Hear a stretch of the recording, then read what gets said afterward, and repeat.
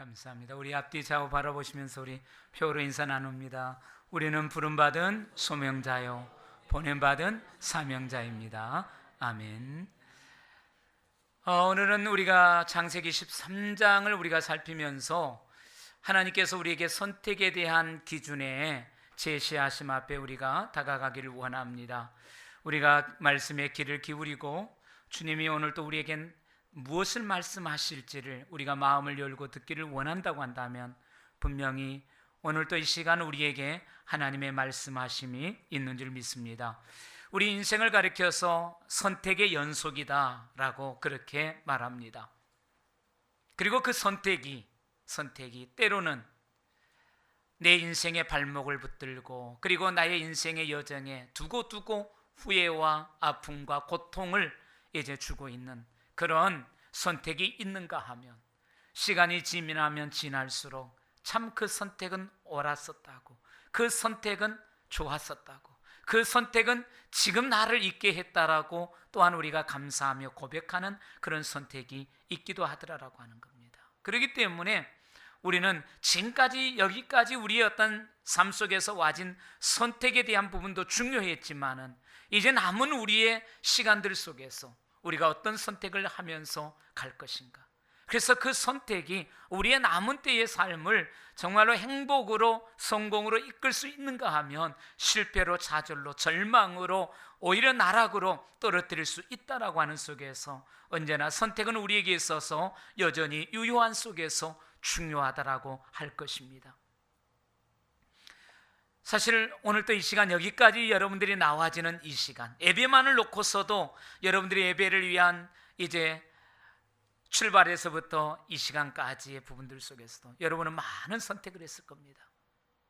머리를 감아야 되냐 감지 말아야 되냐, 신발을 이걸 신어야 저걸 신어야 되냐, 옷을 이걸 입어야 저걸 입어야 되느냐, 10분 전에 가야 되느냐 5분 후에 가야 되느냐, 이런저런 나름대로 아마 여러분들은 그 선택의 갈등들 속에서 선택을 가지고 지금 이 자리까지 와 있는 줄로 압니다. 그런데 이것은 어떤 우리의 순간순간들만의 어떤 선택이 아니라 우리 인생의 중요한 그런 부분들 대목들 속에서 우리가 선택해야 될 중요한 그런 자리들이 있더라라고 하는 거죠. 근데 이때에 우리가 올바른 선택을 내리지 못하면 모든 것이 한순간에 물거품이 되어지고 말더라라고 하는 겁니다. 그래서 우리에게 선택의 기회가 주어질 때마다, 선택의 어떤 때가 있어질 때마다 우리가 올바른 선택을 내릴 수 있는 능력과 지혜가 우리에게 필요하다라고 하는 거죠. 그래서 하나님은 오늘 또 이 본문의 말씀을 통하여서 롯이 인생의 진로의 중대한 그런 선택의 부분들을 통하여서 어떤 결과를 가져왔는지를 우리에게 말씀하시면서 우리에게 다시 한번 선택의 중요성을 이제 강조하고 말씀하고 있습니다. 오늘 본문의 말씀의 배경은 이렇습니다. 아브람과 롯이 하나님의 은혜로 그들이 잘 되었습니다. 부유해졌습니다. 풍성해졌습니다. 넉넉해졌습니다. 일명 우리말로 부자가 되었습니다. 이들이 하는 일은 목축어기였기 때문에 아브라함의 소유도 롯의 소유도, 그래서 양떼도 많아졌습니다. 소떼도 많아졌습니다. 양떼와 소떼가 많아지다 보니까 이 양떼와 소떼를 돌볼 이제 목자들도 많아졌습니다. 그런데 지금까지는 이들이 한 지역 안에서 이제 함께 지내왔습니다. 그런데 서로 소유가 많아짐으로 말미암아 더 이상 이제 함께 할 수 없게 되어진 그런 상황 앞에 이제 서로 떨어져서 분가를 하고서 생활하지 아니하면 안 되는 그런 이제 상황 앞에서 아브라함이 그 조카 롯을 향하여서 선택권을 양보합니다. 오늘 9절 말씀에 그래서 아브라함이 조카 롯에게 너의 앞에 온 땅이 있지 아니하냐 라고 하면서 이제 나를 떠나가라, 이제 분가해라. 그래서 너가 너의 눈에 보이는 속에서 너가 자를 선택하면 나는 우를 할 것이고 네가 우를 하면 내가 좌를 하겠다.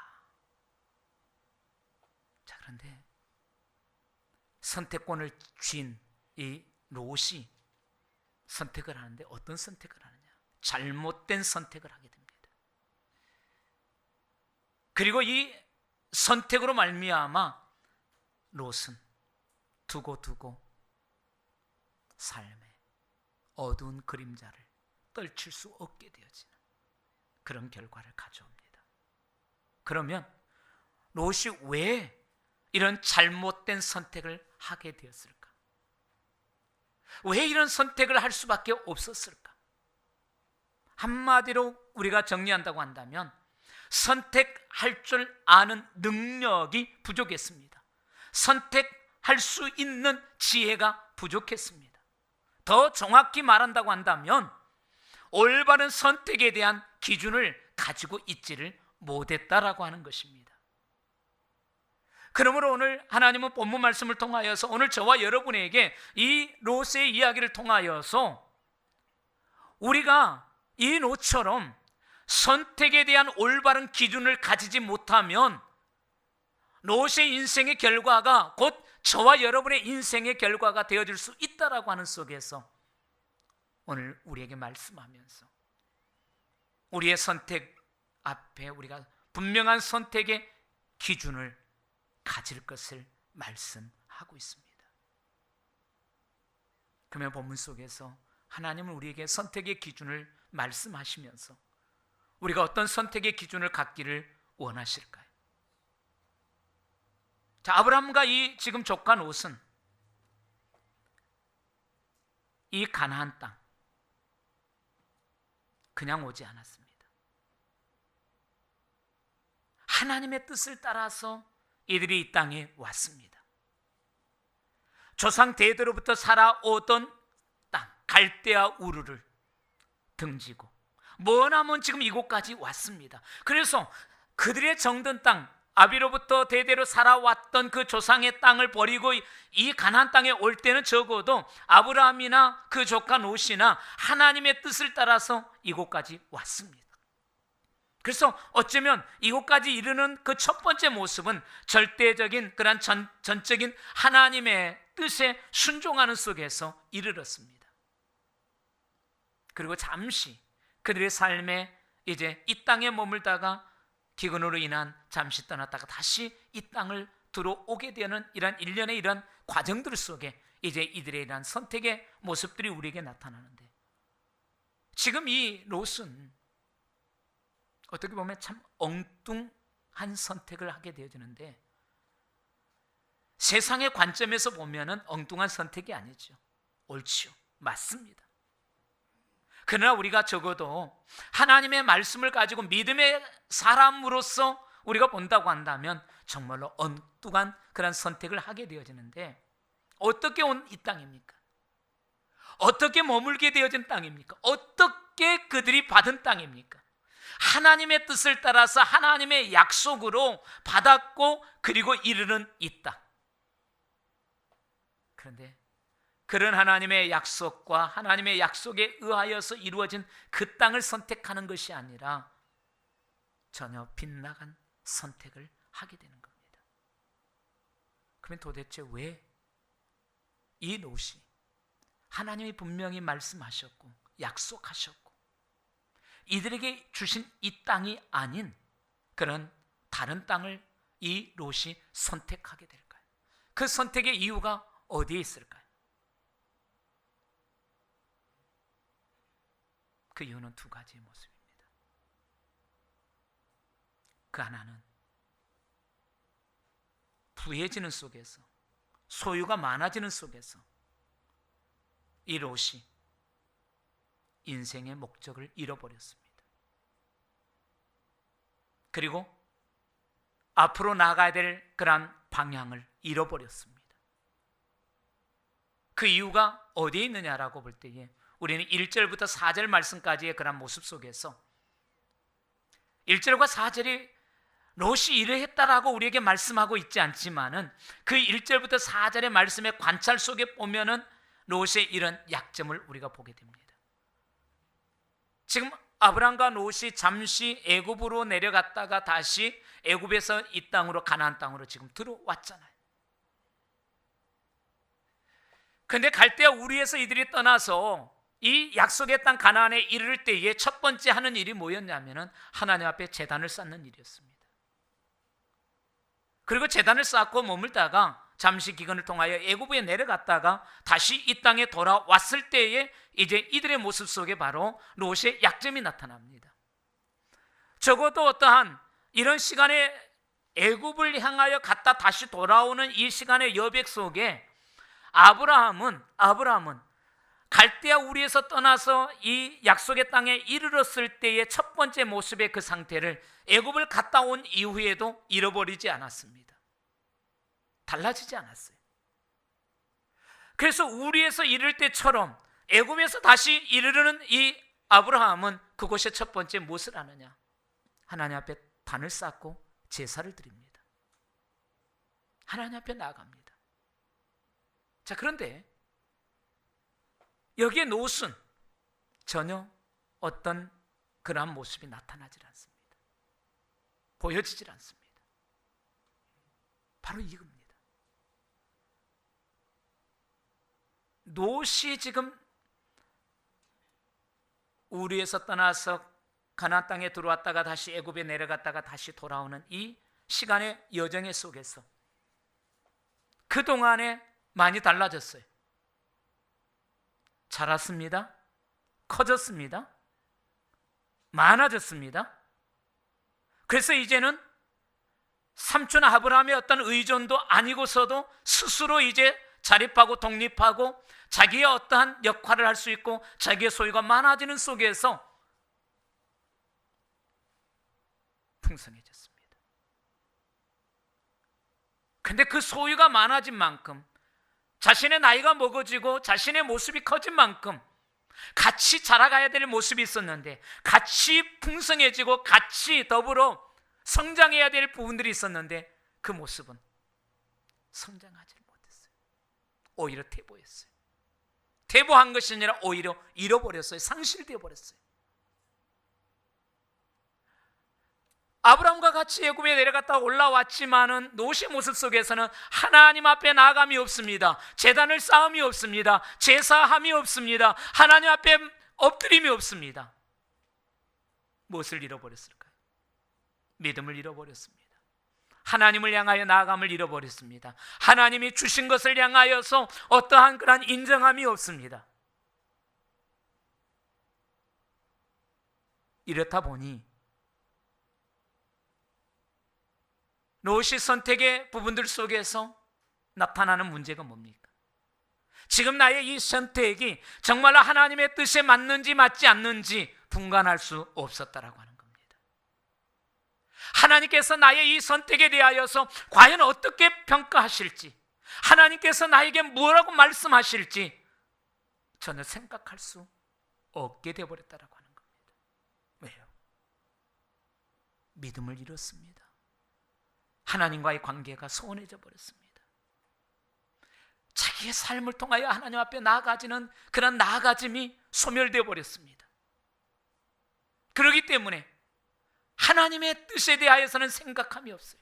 하나님이 무엇을 원하는지에 대하여서 나의 이 선택을 향하여서 이 선택을 통하여 하나님께서 어떻게 일하실지 역사하실지 하나님께서 어떻게 행하실지에 대한 전혀 어떤 생각도 없이 다만 자신의 뜻대로 자신의 생각대로 자기 자신의 마음이 가는 대로 자기 마음에 내키는 대로 선택을 하고 만 거죠. 결과론적으로 롯의 이 선택은 실패했습니다. 사랑하는 성도 여러분, 여러분이 지금까지 살아오시면서 중요한 선택의 그 시점에서 기도해 보셨습니까? 그 중요한 선택을 놓고서 하나님 앞에 예배하셨습니까? 그 중요한 선택을 놓고 하나님 앞에 나아가서 하나님, 내가 어떤 선택을 해야 됩니까? 어떤 결정을 해야 됩니까? 내가 어떤 방향을 설정해 가야 됩니까? 라고 물어보셨습니까? 만약에 이 부분을 이렇게 선택한다고 한다면 하나님의 정한 뜻이 무엇입니까? 라고 헤아려 보셨습니까?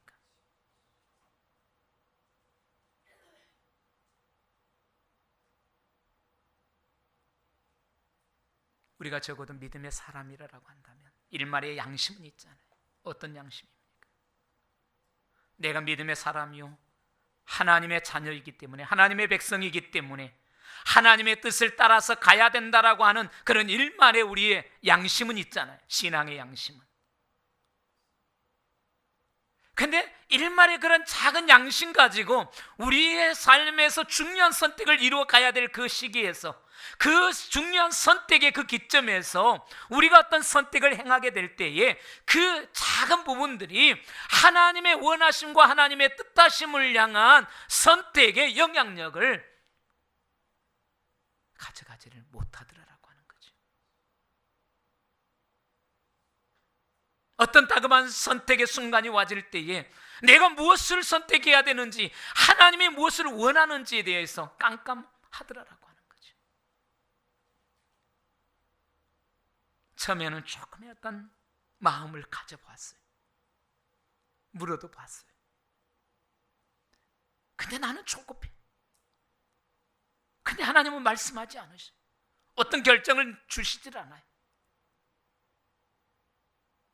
그러니까 그냥 흐지부지, 그냥 어떤 결론도 없이 자기 눈에 보기 좋은 대로 그냥 선택하고 결정하고 가버려. 일본 속담에 보니까 이런 속담이 있었습니다. 천천히 갈수록 더 빨리 도착한다. 천천히 갈수록 더 빨리 도착한대.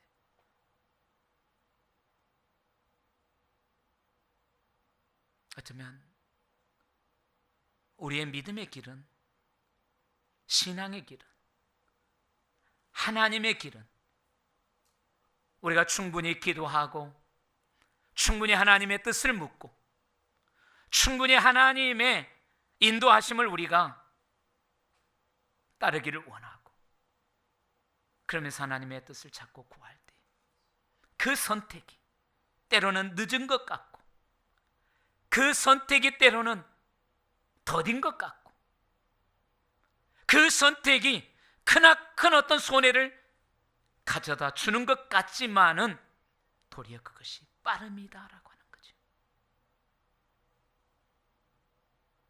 내 혼자 바빠서, 내 혼자 급해서 하나님께 묻지도 않냐고 하나님의 어떤 사인도 결정도 없는 속에서 허겁지겁 가다가 나중에 다시 돌아서서 바로 잡으려고 할 때 빠른 것 같았지만은 훨씬 더 늦어지더라라고 하는 거죠.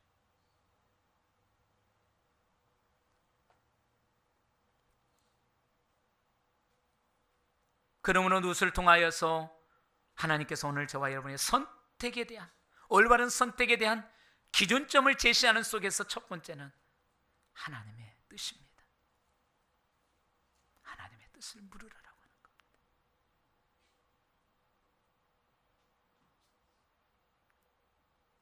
하나님의 어떤 결정도 없이 선택하고서 나중에서야 자신의 뜻대로 자신의 마음대로 해놓고서 하나님을 원망하고 하나님을 탓하지 말라라고 하는 거죠. 그 다음에 두 번째 모습을 좀 봅니다. 10절 말씀 봅니다. 우리 10절 말씀 한번 같이 읽겠습니다. 이에 롯이 눈을 들어 요단 지역을 바라본즉 소할까지 온 땅에 물이 넉넉하니 여호와께서 소돔과 고모라를 멸하시기 전이었으므로 여호와의 동상 같고 애굽 땅과 같았더라. 아멘. 자, 롯이 눈을 들어서 요단들을 바라보았다 그랬습니다. 요단들을 바라보았어요. 자, 그런데 늘 보던 요단들인데 어디를 선택할까, 어디를 나의 땅으로 지명할까라고를 생각하면서 이 요단들을 바라다 보니까 이 요단들이 유대 광야나 모압 산지와는 달리 물이 넉넉한 땅으로 보여졌어요. 여호와의 동산 같았어요. 애굽 땅과 같았더라 그랬습니다. 너무너무 좋아 보이는 거예요. 이 가나안 땅에 기근이 들어서 피하여서 애굽 땅에 가서 그 기근을 면하고 돌아왔는 이 상황 속에서 보니까 이 땅을, 이 요단들을 바라다 보니까 기근을 피하여서 가서 머물러서 기근을 면하였던 그 애굽 땅과 같았더라라고 그렇게 일컬어졌습니다. 자, 그러니까 그 마음에 뭐가 생길까요? 욕심이 생기죠. 그 땅에 대한 욕심이 생겨났습니다. 그 땅을 차지하고 싶고 그 땅을 소유하고 싶은 마음이 굴뚝같이 일어나는 거죠. 혹여라도 롯의 마음속에 삼촌이 먼저 선택하면 어떠나라고 하는 어떤 그런 조바심이 생겼는지도 모르겠습니다. 그런데 앞에서 말씀드린 대로 롯의 선택의 이제 문제점이 하나님의 뜻을 보지 못하니까, 하나님의 관점을 가지지 못하니까, 정말로 이것이, 이 선택이 정말로 하나님의 뜻이 맞는지, 하나님께서 어떻게 생각하실지, 나의 이 선택으로 말미암아 하나님께서 어떤 일을 행하실지, 이 부분에 대한 모든 생각이 다 소멸되어져 버리고 사라지는 속에서 자기 뜻대로, 자기 생각대로, 자기 방법대로, 자기 원한대로 선택해서 가다 보니까 놓쳐버리는 것이 있어요. 무엇을 놓쳤을까요? 13절 말씀 보겠습니다. 13절 말씀 다시 읽습니다. 소돔 사람은 여호와 앞에서 악하며 뭐였더라? 큰 죄인이었더라. 롯이 선택한 이 땅은 지금 겉으로 보기에는 에덴 동산 같았습니다. 넉넉한 가뭄과 기근을 해결해준 애굽 땅과 같았습니다. 온 땅에 물이 넉넉하여서 자신의 모든 부족함을 다 채워줄 것 같고 자신의 소유에 더 많은 것들을 해줄 수 있는 그런 땅으로 보여졌습니다. 그런데 놓쳐버린 것이 뭐였습니까? 그 땅의 실상이, 이 소돔 땅의 실상이. 그런데 소돔 사람은 여호와 앞에 악하며 큰 죄인이더라. 자, 당연히 믿음의 눈이 어두워져 버리면, 영적인 감각이 사라져 버리면, 하나님 앞에서 자신의 믿음의 그런 실상들이 죽어져 버리면 당연하게 지금 이 상황이 올 수밖에 없습니다. 왜냐하면요, 지금 이 소돔 땅의 상황은 지금 현재적인 상태 속에서는 말 그대로 좋은 땅이에요. 만족한 땅이에요. 풍족한 땅이에요.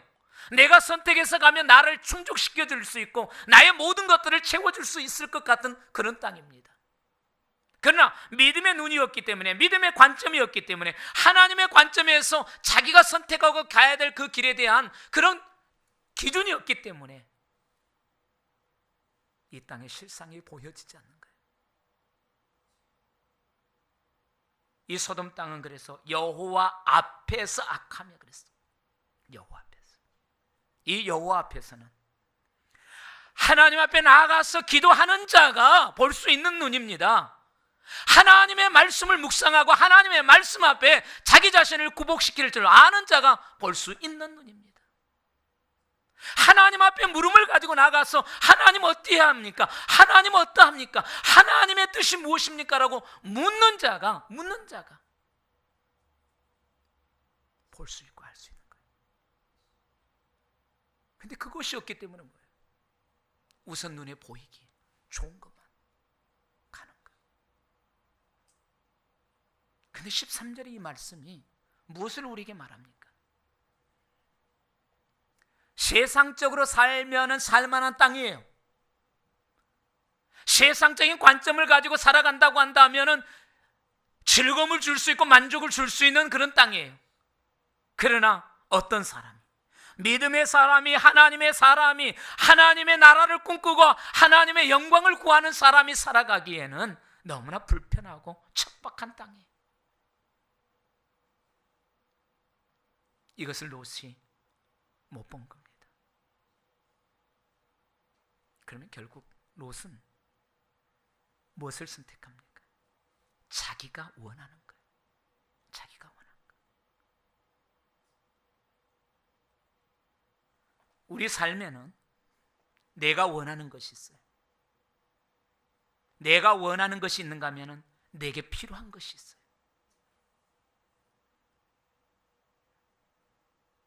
근데 이 내가 원하는 것이 강하여질 때는 언제냐라고 할 때에 영이 죽어질 때입니다. 믿음이 약화될 때입니다. 우리 안에서 하나님의 관점, 믿음의 관점이 사라지면 사라질수록 내가 원하는 것은 강해져 갑니다. 그러나 내 안에 영이 살아가고 내 안에 하나님의 성령이 역사되어질 때는, 말씀의 지배를 받을 때는, 내가 기도함이 있고 무릎을 꿇음이 있고 하나님 앞에 나가서 무릎이 있을 때는 내가 원하는 것이 아니라 내게 지금 필요한 것이 무엇인가를 보게 되는 거예요. 알게 되는 거예요. 그래서 내 마음에 원함이 있지만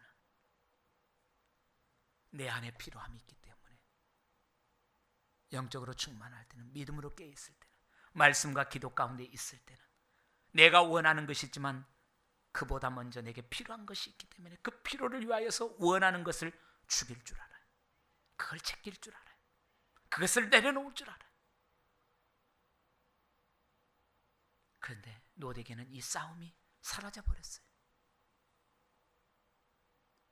필요한 건지 원하는 것인지 구분점이 없어요. 그러니까 원하는 대로 선택합니다. 그래서 자기의 원함을 따라서 이 소돔을 선택했지만은 그 결과는 뭡니까? 그 결과는 멸망이죠. 저주지요. 그의 모든 소유들, 지금까지 그가 자랐고 가졌고 넉넉해졌고 많아졌던 모든 것들이 다 어떻게 됐습니까? 물거품이 돼요.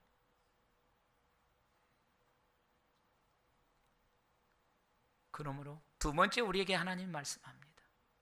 무엇을요? 우리가 선택할 때 내가 원하는 것을 선택하는 것이 아니라 내게 필요한 것을 선택하라고 하는 겁니다. 내게 필요한 것을 택하라고 하는 겁니다. 그러면 어떻게 할 때에 우리가 내가 원하는 것과 내게 필요한 것을 구별할 수 있고, 그리고 내가 원함이 있지만은 필요한 것을 내가 선택할 수 있을까요?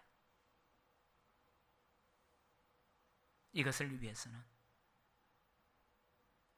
우리의 믿음의 관리를 잘해야 돼요.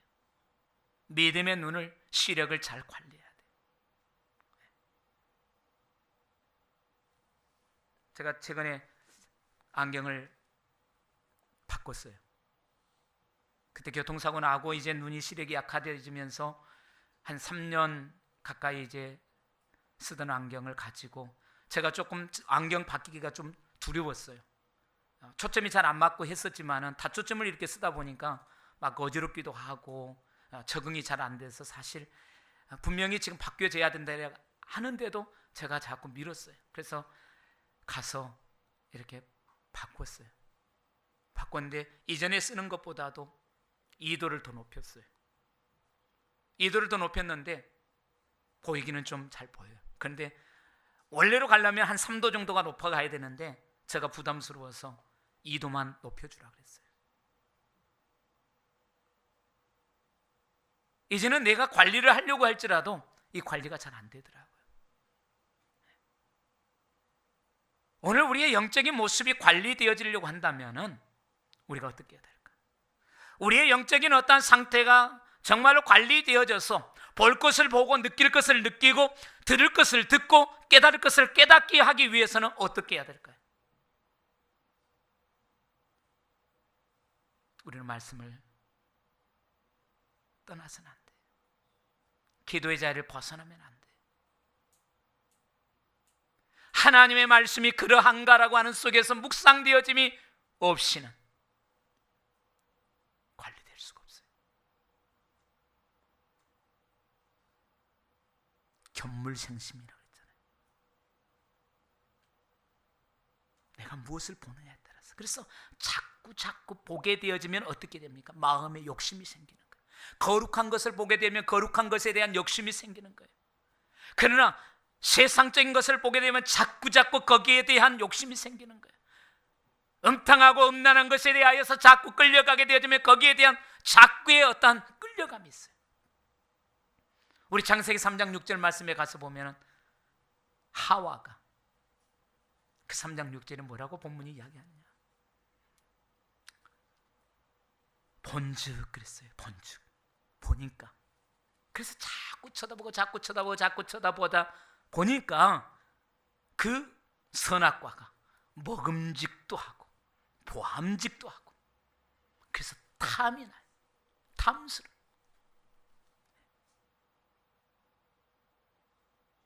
욕심이 생기는 거예요. 끌려가는 거죠. 여호수아 7장 21절 말씀에 가서 보면은 아간이 하나님께 바쳐진 물건을 노략질하죠. 자, 거기에서도 보면은 아간이 보고 그랬어요. 보고. 하와는 본즉이라고 하는 속에서 끌려갑니다. 욕심이 생겨. 이 아간도 보고, 와, 탐이 나는 거예요. 그래서 그 탐나는 것을 가졌나이다. 네, 가졌나이다. 자꾸 보니까 욕심이 생겼어. 가져서는 안 되는 것들, 그의 소유로 삼아서는 안 되는 것을 자기 소유로 삼아냅니다. 훔칩니다. 그래서 요한일서 2장 16절 말씀 속에서 주님은 우리에게, 우리가 육신의 눈으로 바라보면 결국은 우리가 무엇에 휘말리느냐? 정욕에 휘말릴 수밖에 없다라고 말씀합니다. 이는 세상에 있는 모든 것이 다 육신의 정욕과 안목의 정욕과 이생의 자랑이니 다 아버지께로 온 것이 아니요 세상으로부터 온 것이다라고 그렇게 말씀합니다. 그런데 정욕에 휘말리는 속에서 보아질 때 그 느낌은, 자기와 안에 와지는 그 느낌은 어떤 느낌이냐라고 할 때 마치 신기루처럼 보인다라고 하는 거죠. 신기루. 근데 고린도후서 4장 18절 말씀에 가서 보니까 이렇게 말씀을 하셔요. 우리가 주목하는 것은 보이는 것이 아니요 보이지 않는 것이니 보이는 것은 잠깐이요 보이지 않는 것은 영원함이라. 우리가 믿음의 눈이 뜨지 않으면, 우리의 영적인 눈이 떠지지 않으면, 우리의 영적인 관점이 하나님의 관점이 떠지지 아니하고 커지지 아니하고 열려지지 아니하면은 결국은 우리는 우리의 마음에 원하는 것을 따를 수밖에 없다 그 말입니다. 진정 내게 필요한 것이 있습니다. 진정 내게 지금 요구되는 것이 있습니다. 그런데 그 모든 것들은 다 제껴버리고 그 모든 것들은 다 뒤로 밀쳐버리고 내가 원하는 대로, 내가 바라는 대로, 내가 생각하는 대로, 내가 꿈꾸는 대로 결국은 갈 수밖에 없게 되진다라고 하는 거죠.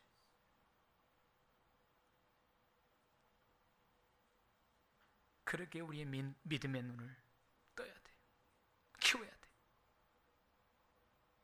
우리가 믿음의 눈을 가질 때만이 정말로 내게 필요한 것이 무엇인가를 볼 수 있고 판단할 수 있고 결정할 수 있다라고 하는 겁니다. 그러므로 두 번째로 주님이 우리에게 말씀합니다. 믿음의 눈을 뜨래요. 그 다음에 다시 10절 속의 세 번째 모습을 봅니다. 이해라고 그랬어요. 이해. 자, 이해라고 하는 이 이해는 어떤 이해일까라고 할 때에, 자, 삼촌 아브라함이 조카 롯에게 먼저 제안을 했습니다. 지금 우리가 함께 거하고 있는 땅은 너무나 좁아서 이제, 그리고 소유는 많아지는 속에서 도저히 우리가 함께 할 수 없다. 자, 그러니까 우리 분가하자. 서로 의상하지 않도록 소유로 말미암아 이 좁은 땅 속에서 서로 다투지 아니하도록 이제 우리 서로 분가하자. 그러면서 네가 먼저 선택해라. 그렇게 양보했어요. 근데 이 이해라고 하는 이 말은 아브라함이 이렇게 양보하는 그 소리를 듣자마자 그 말입니다. 그 소리가 떨어지기 무섭게 바로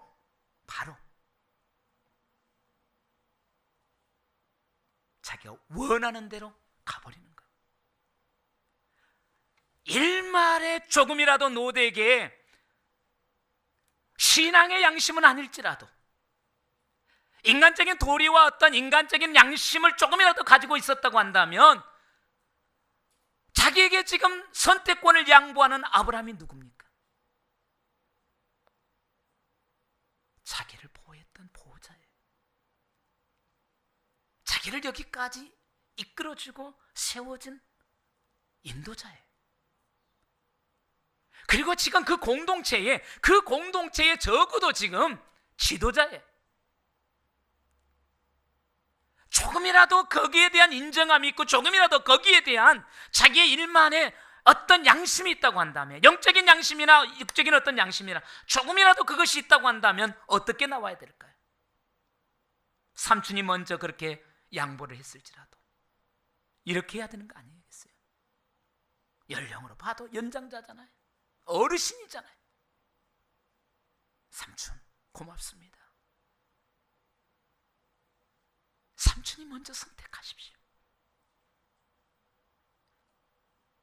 삼촌이 먼저 선택하고 나면 제가 하겠습니다. 이것이 어쩌면 당연한 거 아니겠어요? 이것이 정말로 어떤 우리가 살아가는 삶 속에서 질서 있는 모습 아니에요? 근데 이 모든 것들이 지금 완전히 깨졌어요. 무너졌어요. 삼촌이 먼저 선택하십시오. 삼촌이 자하면 내가 우하고 삼촌이 우하면 제가 자하겠습니다. 또 설령 거기까지는 못한다라고 할지라도 그러면 자기가 원하는 땅을 선택했어요. 결정을 했어요. 그러면 삼촌, 제가 이 땅을 결정했습니다. 연장자하고 부모와 같은 자하고 지도자이니까 한 번쯤은 의논할 수 있는 것 아니겠어요? 자기가 보기에 좋은 것 선택하면 당연히 좋지 않는 것이 삼촌에게 이를 수밖에 없다라고 하는 것을 모르는 것 아니잖아요.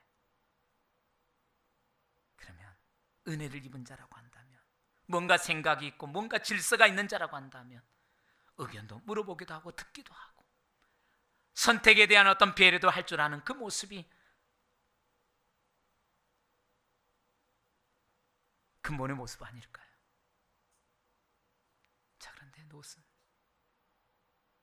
이 선택을 향하여서 기다렸다는 듯이, 아이고 먼저 저 땅을 한다고 하면 어떨까라고 하는 그런 조바조바 속에 있다가 하니까 그냥 그 말이 떨어지기가 바쁘게 덜렁 주먹는 자기 중심적인, 자기 욕심적인, 자기 입장만을 생각하는, 그래서 온통 사리사욕에 사로잡혀서 오직 자신의 유익만을 생각하는 이 모습. 어른을 향하여서, 지도자를 향하여서, 자기의 보호자요 자기의 인도자를 향하여서 조금치도 어떠한 일말의 양심도 배려도 모습도 없는 이 모습.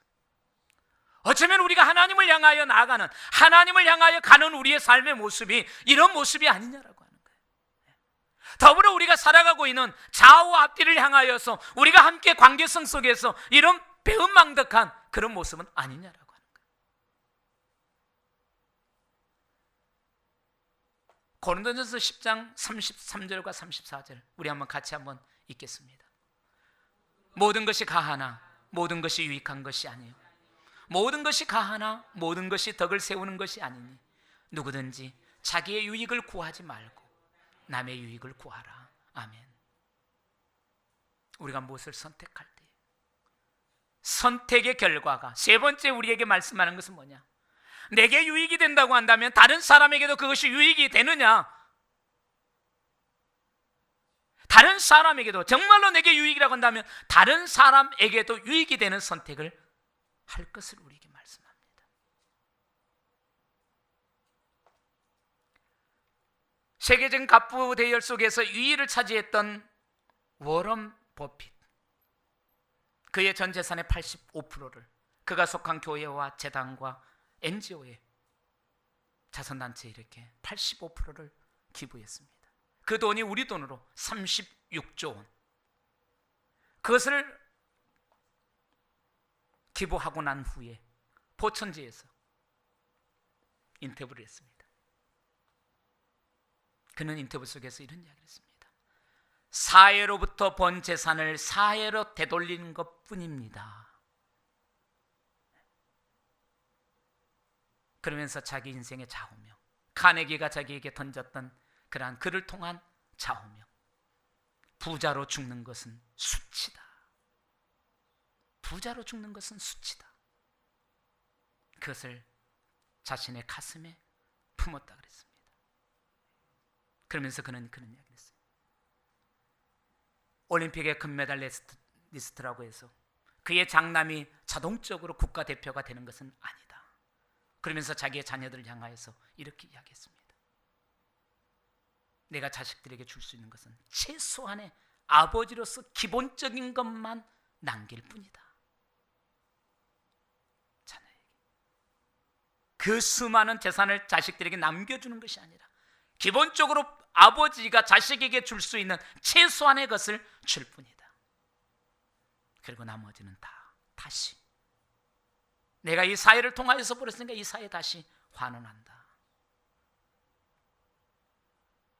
우리는 여기에서 오늘 말씀과 연관지어서 한번 생각해 봅니다. 결론으로 봅니다.